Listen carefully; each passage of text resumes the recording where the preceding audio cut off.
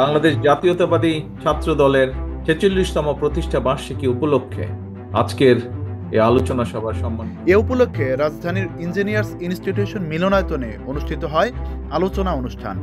বিএনপির ভারপ্রাপ্ত চেয়ারম্যান তারেক, মহাসচিব মির্জা ফখরুল ইসলাম আলমগীর সহ দলের গুরুত্বপূর্ণ বিভিন্ন নেতা উপস্থিত হন এই অনুষ্ঠানে।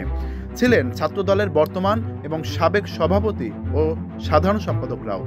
কিন্তু ওই অনুষ্ঠানে উপস্থিত ছিলেন না ছাত্র দলের সাবেক সভাপতি রুহুল কবির রিজভী ও হাবিবুন নবী খান সোহেল। এই দুই নেতার অনুপস্থিতি নিয়ে অনেকেই প্রশ্ন তুলেছেন।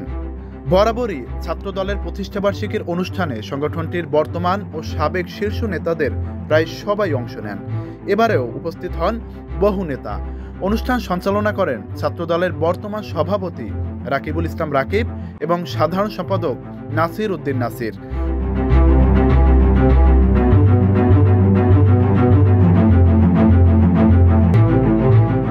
অনুষ্ঠানে ছাত্র দলের সাবেক সভাপতি সাধারণ সম্পাদকের মধ্যে উপস্থিত ছিলেন শামসুজ্জামান দুদু, ডক্টর আসাদুজ্জামান রিপন, আমানুল্লাহ আমান, খায়রুল কবির খোকন, ফজলুল হক মিলন, শহীদ উদ্দিন চৌধুরী এনি, আজিজুল বারী হেলাল, সুলতান সালাউদ্দিন টুকু, নাজিম উদ্দিন আলম, আহসান রাজীব, আব্দুল কাদের ভুইয়া জোয়েল, হাবিবুর রশিদ হাবিব, ফজলুর রহমান খোকন, কাজী রওনকুল ইসলাম শ্রাবণ, ইকবাল হোসেন শ্যামল প্রমুখ।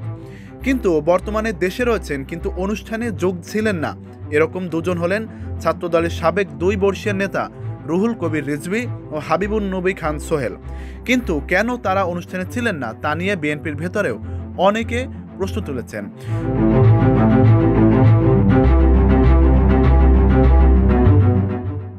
সম্প্রতি জামায়াতের ভূমিকা নিয়ে বিভিন্ন প্রশ্ন তুলেছেন রিজভী। বিশেষ করে ৭১-এর জামায়াতের ভূমিকা নিয়ে সরব হয়েছেন তিনি।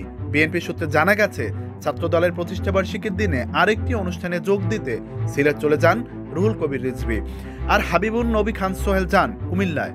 ছাত্র দলের প্রতিষ্ঠাবার্ষিকীর মতো গুরুত্বপূর্ণ একটি অনুষ্ঠানে গুরুত্বপূর্ণ এই 2 নেতা কেন ঢাকার বাইরে গেলেন তা নিয়ে ব্যাপক প্রশ্ন ওঠা শুরু হয়েছে। এমনকি দলের ভেতরেও এ নিয়ে প্রশ্ন তুলছেন কেউ কেউ। প্রতি বছরই ছাত্র দলের প্রতিষ্ঠাবার্ষিকীর অনুষ্ঠান হয় মাত্র একবার। দিনটি সাবেক ও বর্তমান ছাত্র নেতাদের মিলন মেলায় পরিণত হয়। কিন্তু গুরুত্বপূর্ণ এই দিনে রিজভী ও সোহেলের মতো ছাত্র দলের সাবেক ডাকসাইটে সভাপতি কেন অনুপস্থিত থাকলেন তা নিয়ে অবশ্য সুস্পষ্ট কোনো ব্যাখ্যা পাওয়া যায়নি